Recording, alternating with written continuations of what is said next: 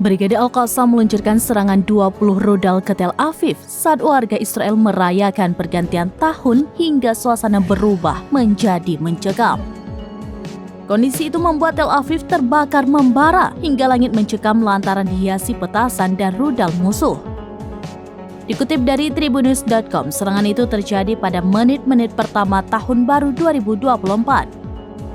Brigade Al-Qassam pun mengunggah video yang memperlihatkan rentetan rudal Salvo M90. Serangan tersebut sebagai respon pasukan pertahanan Israel atau IDF yang terus menyerang warga sipil Palestina.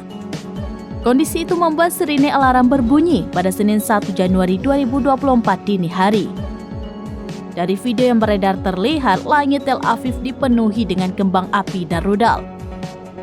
Serangan tersebut membuat warga sipil yang sedang merayakan tahun baru langsung berteriak histeris. Media Israel pun mengakui kemampuan rudal Hamas hingga 80%, bahkan mereka menyambut tahun baru dengan serangan ke pusat negara. Oleh sebab itu, media Israel melaporkan bahwa Hamas mampu mengalahkan Zionis.